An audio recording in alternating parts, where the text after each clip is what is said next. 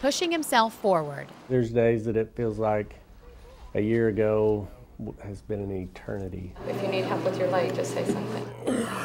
Using his progress as motivation. Almost there. At the same time, there's, it feels like it was just yesterday.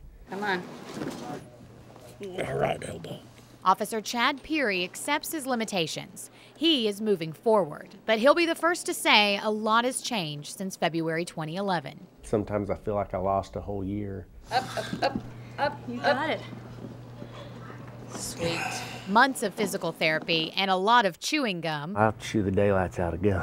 Come on, Chad, you got it. Helps Chad regain some control of his arms. One more good push. Simply sitting up is a challenge. It's very frustrating. But it's more than doctors ever expected. I was told that they didn't expect me to live through the night.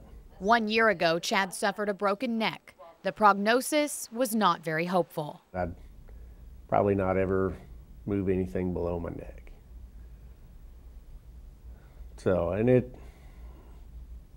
That was rough. This is surveillance video from the bar where it happened. He's in a dark shirt and white hat. Chad escorts 3 men out of the double doors and in minutes is pulled outside for a fight that would leave him helpless. I can remember laying on the steps and looking up at officers. A woman in the video expresses what the surveillance camera does not capture. She runs back inside and collapses against a wall, horrified by what she's just seen. I guess it's probably, lucky that I don't remember much. What Chad does remember, being in excruciating pain, is a point of fear that would soon be confirmed. Somebody, was moving my arm and I kind of thought, oh crap, this can't be good. Because it felt like my arm was in a totally different spot. Chad's dad was with him that night, witnessing his son's attack. Seeing him trying to get out the door, I can only imagine what he was feeling. Surveillance video shows Chad's dad being pushed back inside, blocking him from reaching his son in time. That's been the hardest aspect, I think, of the entire thing, is just what it's done to him. The first night in the hospital, though, wasn't any easier. Chad says his cousin told him the bad news. Didn't really all sink in until, I woke up and couldn't move. The reality of the situation proved almost too much. Doctors coming in and doing their tests and can you feel this and can you move that? Too much for the man who spends his days running with his children and his nights chasing bad guys. Growing up, you kind of see people that are paralyzed and say, man, I don't know that I could live like that. Now he has a different outlook. Chad credits his 4 children with giving him the will to live. I'd rather be here in some form or fashion, at least to be able to see my kids grow up, to be able to walk or roll my daughter down the aisle. Every day tests his strength. Up. Boy, you can do it. Come on. Push.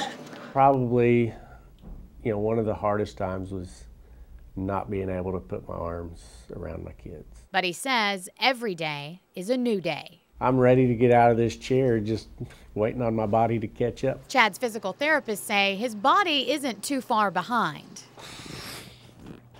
Nice. That's a good one. A lot of what I'm doing is just trying to retrain the muscles. He goes to physical therapy 5 days a week, and it shows.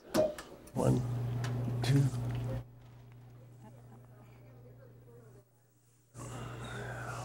That's great. Come up next time. How do you feel? Good. Oh, it's a good stretch. His therapists say Chad is always eager to try new techniques.